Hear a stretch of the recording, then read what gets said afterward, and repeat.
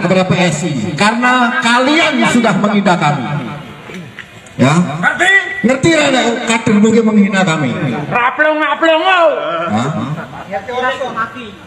Sangat jelas hinaan Ade Armando kepada rakyat Yogyakarta. Hari ini pun Ngerso Dalem juga paling pangandikan. Statementnya jelas sekali. Apa yang dilakukan Armando adalah blunder paling besar yang dia lakukan. Karena itu akan menggeret PSI ke dalam lubang kuburnya sendiri. Sebenarnya kami kesini tadi mau membawa pacul sama sekop. Itu sebagai simbol bahwa Ade Armando menggali kubur PSI dan menggali teman-temannya sendiri.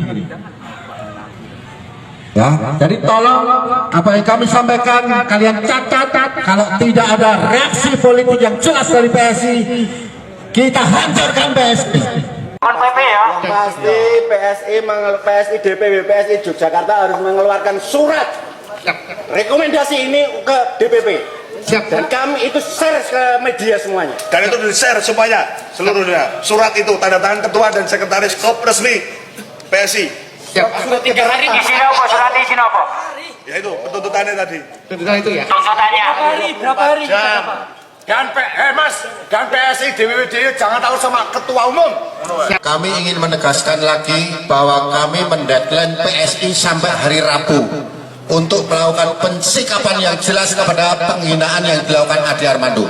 Kalau sampai hari Rabu tidak ada sikap yang jelas kepada PSI terhadap Ade Armando, kita akan habisi PSI. Habis semua. Semua baliho-baliho PSI kita runtuhkan. Kita sah untuk melawan PSI. Usul pada ketua umum yang masih cilik-cilik itu supaya segera dipecat saja, ngelek-elek partaimu. Jogja. Ngerti? Terima kasih. Pernyataan atau permintaan maafnya itu disampaikan dengan nada yang sangat-sangat sombong sekali, yang sangat-sangat tinggi hati gitu. Karena Ade Armando bilang bahwa seandainya video politik dinasti menimbulkan ketersinggungan dan kegaduhan, seandainya orang udah tersinggung, bukan seandainya, ini faktanya hari ini gitu. Orang udah mau demo ke tempat PSI, ke kantor PSI di Jogja, itu bukan seandainya.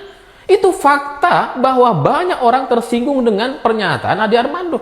Dan kalau setelah itu dia bilang bahwa pernyataan itu adalah murni pandangan saya, pandangan politik saya, dan bukan pandangan PSI, nggak ada hubungannya sama PSI. Ini otaknya Ade Armando kayaknya masih kececer kayaknya. Lah kan dia caleg PSI, dia politisi PSI, dia caleg di sana. Makanya kemudian orang-orang protes kepada PSI, protes kepada kantor PSI. Kalau Ade Armando ada di Yogyakarta, ya mereka akan protes kepada Ade Armando. Coba aja datang ke Jogja kalau nggak percaya gitu kan.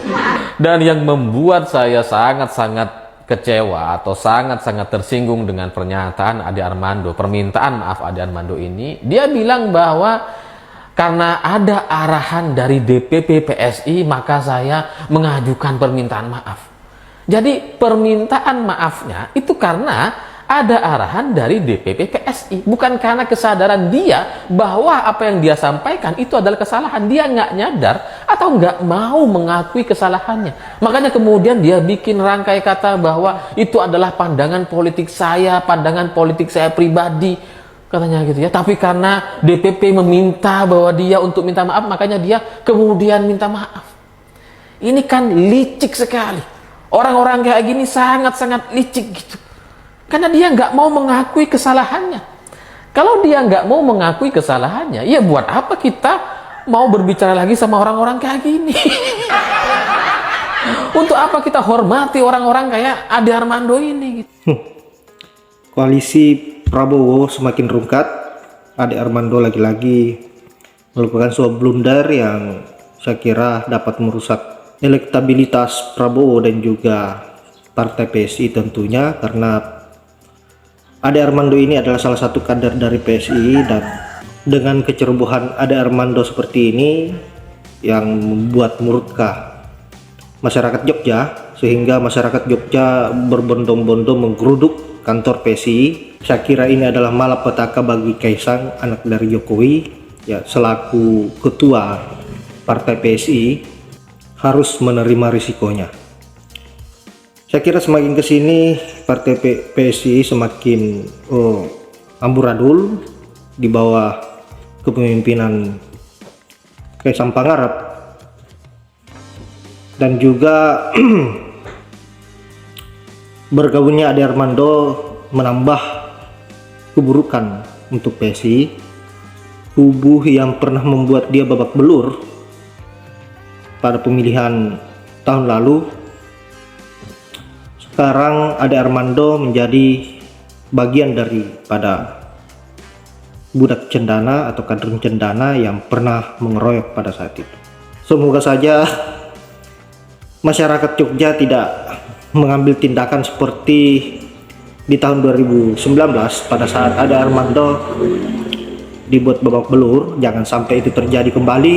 Kalau itu terjadi, maka mungkin bukan lagi rumah sakit yang Ade Armando dapatkan, tetapi sudah lebih dari itu.